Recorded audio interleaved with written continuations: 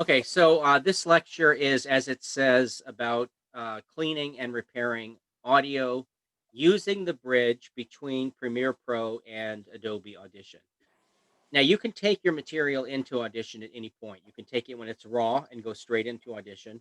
You can take it into Premiere and then fix it from the bin before you even put it into the timeline. You can fix an entire tape or segment, um, piece of raw video. You can fix that and then take the fixed material and put it over into the movie. Or finally, the third option is you can fix it once it's in the movie. So sometimes, because it's the traditional workflow, a lot of directors won't fix their audio until the very end, until they have achieved pick lock, which I talked about in the editing workflow video. So that's how it was always done before. But now with these all new digital workflows, you can change your workflow without upsetting um, a whole process, a whole team of people. You can do some fixes yourself, and then have a movie that's in um, Picklock, and take that movie then to a professional audio engineer who can do their work. But there's no reason you can't do some pre fixes if, for example, you're a field producer and you know that your audio had some noises that you don't want to pass on down the editing line. Um, you can fix that stuff before you even turn the video over to, say, the segment producer or the series producer or the executive producer. Before that stuff even gets into the editing process of whatever your project is, you can fix that yourself in Premiere and Audition. And so, someone who worked as a field producer for a long time, that's something that I like to keep in my bag. That notion that even if there's a problem, um, I can still take this into my own machine, make some fixes, output it clean, and then pass it along. And nobody ever knows that this problem existed. Whether it's a police siren in the background, or a telephone ringing somewhere, or a bad audio connection, or a noisy air conditioner unit, all kinds of things come up that can be fixed at really any point in the process. And that's what this lecture is about. And again, it's a companion lecture to the editing workflow and the other audio lectures in this course. Okay, so one of the most important tools that you have in Audition is called the spectral frequency display, and you can read about that on the screen here. It is something that runs in parallel to your waveform. And the waveform is the traditional way of looking at audio. It tells us amplitude of the audio waves. It also tells us the frequency of those audio waves. So how loud is it, and how high is the pitch, are the two things that a waveform tells us. And to a trained eye, you can look at a waveform in a movie file and know that it's likely good or likely bad just on the way it looks, the shape. Is it filling up approximately half of the space? That's probably a good thing. If it's filling up significantly less, it means that the audio gain was too low. Just, you know this just by looking at it. And if it's filling up too much of the space, you know that the audio is probably distorted and clipped. And I will talk about clipping and how to fix clipping in this lecture today. But what clipping is in audio, it's when the natural waveform is clipped and it has a flat top, because the audio itself bumps up against the limiter. The gain is too high, the audio is clipped, and that registers to our ears as distortion. It registers to our eyes when we're looking at a waveform as a flat form and not a rounded shape that it should be. So the in your Audition interface, the waveform is at the top of the menu, the video area, and the spectral frequency display is just under it, or buried just under it. There's a little limiter where you can raise and lower the spectral frequency display, make it prominent on screen or make it invisible. And that limiter is how you find this tool. And essentially, what I love so much about this tool, and it fits exactly in what I've said many times in this course, and that is that uh, the spectral frequency display is taking what is a sort of normal analog waveform, and it turns it into something that's extremely visual, something that tells us luminosity, color range. It can also show us in a visual map where sounds are that we may or may not want. So the sound of the human voice is in a certain frequency range. And when we see that frequency range on the display, that's normal, right? We expect to see when someone's talking a block that's in those frequencies, those sort of lower frequencies in the display. And it will also show us, for example, a telephone that's ringing. And you can actually see that plotted out. So a telephone is a much higher pitch than the human voice. You can look in this display and you can see an intermittent pattern that is represented by a graphical dotted series of dashes, a graphical series of dashes.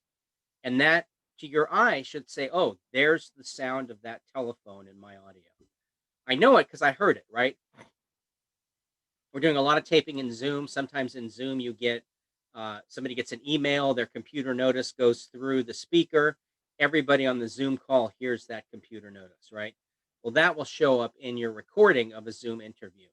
Also, much higher frequency than the human voice, doesn't sound anything like human voice does. If you look at the display, you can probably see that on that tool. Now, why is it important? It's important because much like with Photoshop, you have a spot healing brush and you have the ability to erase anything that you mark on that display. So it's an amazing tool.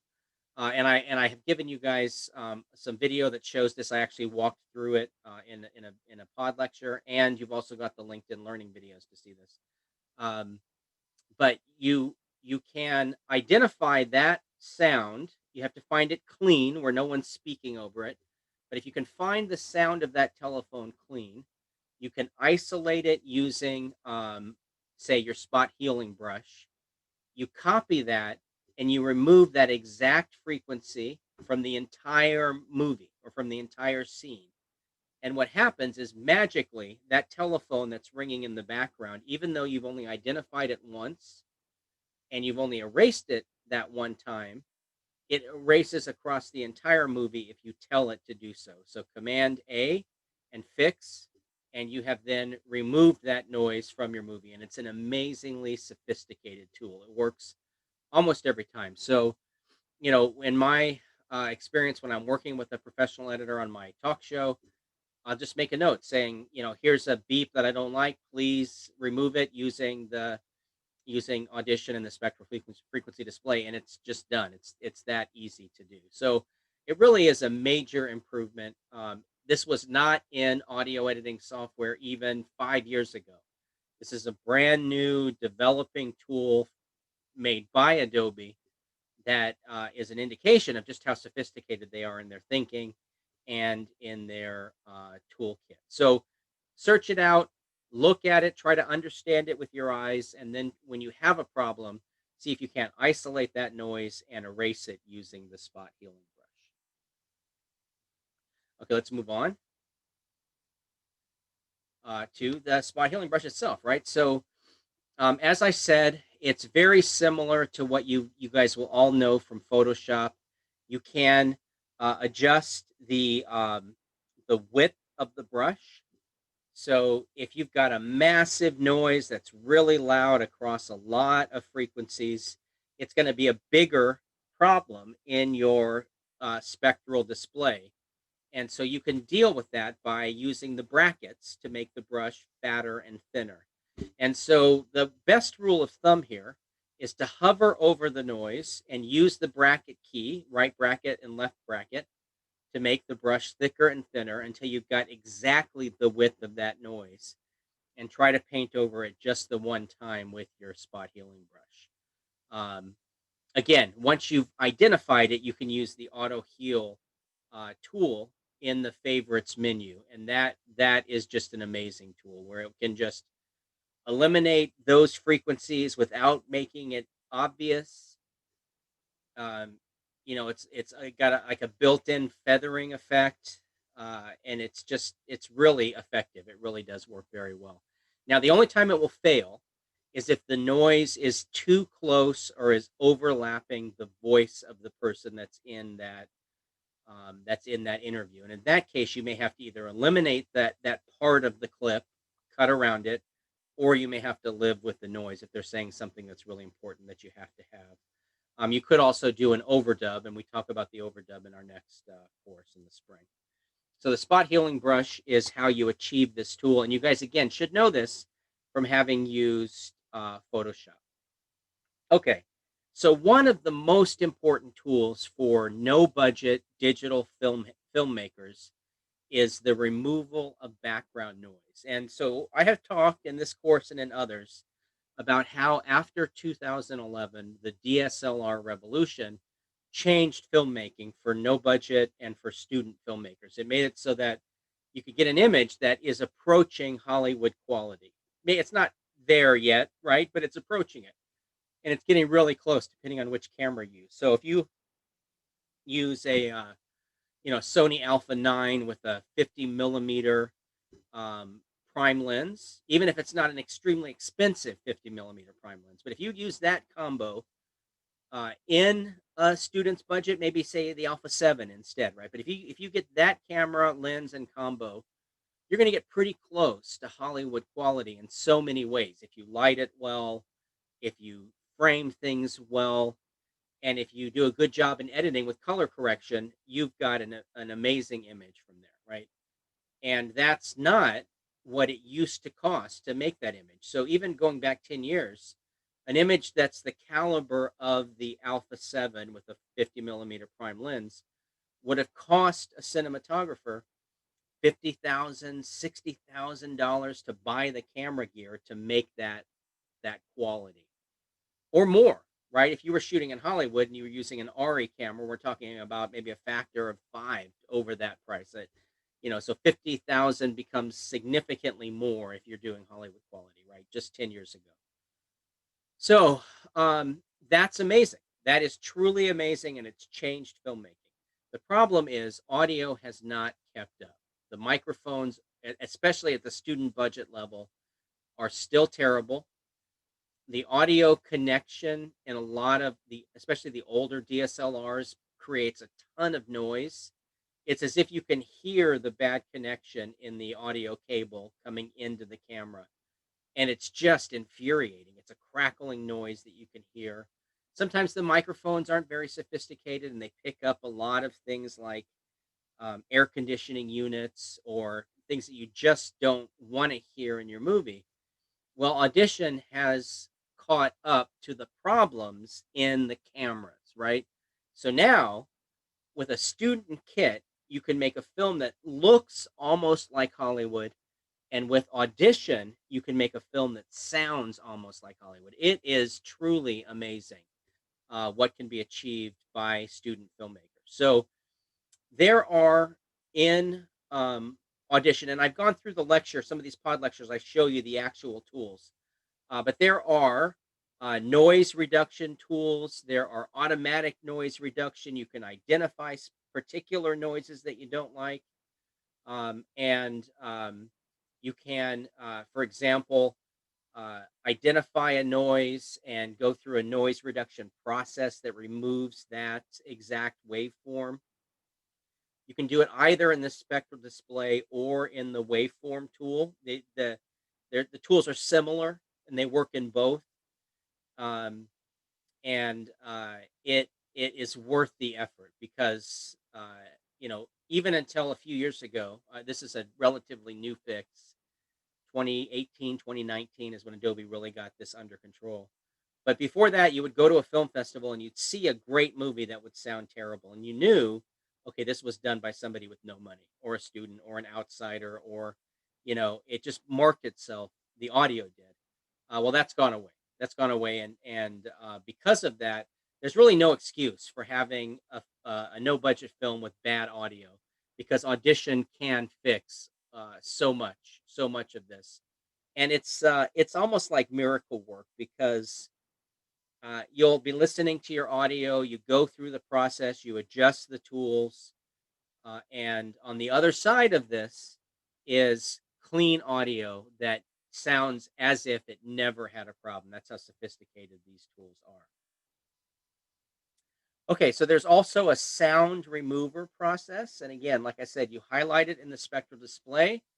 You can have the system learn that sound. And there are automatic tools that work really quite well. So you should try using the automatic tool first.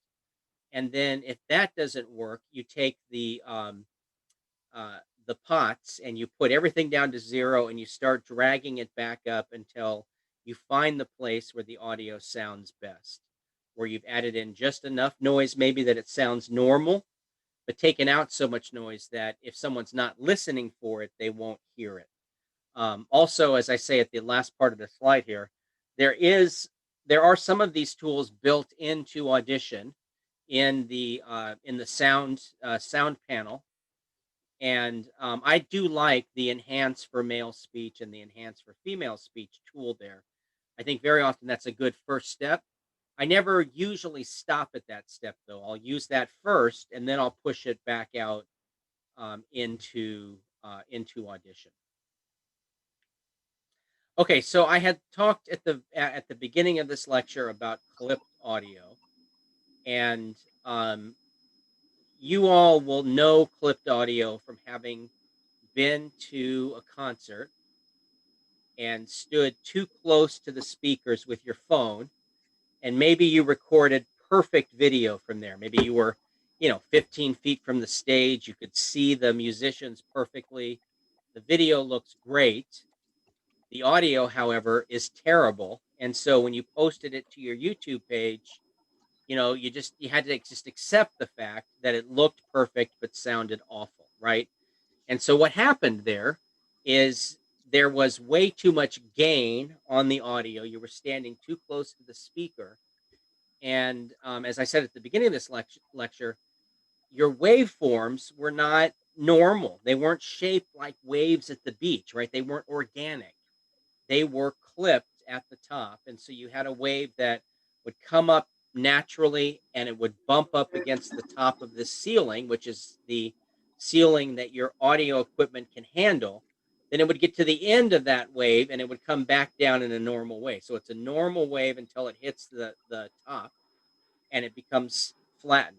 Um, well, Audition has figured out a way to extrapolate what that wave should have looked like and to try to rebuild a normal waveform from clipped audio. And in my experience, it works about 80% of the time, and it works amazingly well when it does work. Now, there are some times where you're just not going to be able to use the audio, but that's a small percent, maybe 1 out of 5 times.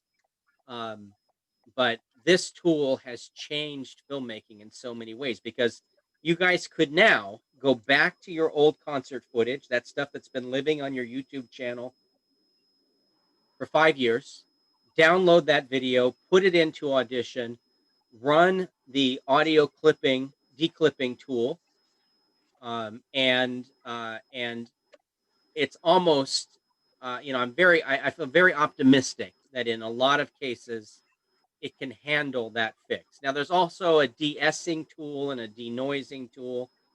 Noise is air conditioner, and de-essing is removing, say, a sibilant S from your audio, where the S's and maybe the P's are just hitting too hard. And the de-essing tool can deal with that. So they're very easily and very quickly 3 tools: the audio clipping, declipping, de-essing, and denoise, and they're all available right at the top of the menu, right in an easily accessed place in Audition. And again, look to the pod lectures where I walk you through those steps actually inside the software. So that's it. That's it for this lecture. I'm going to stop the recording here, and we'll go into a Q&A.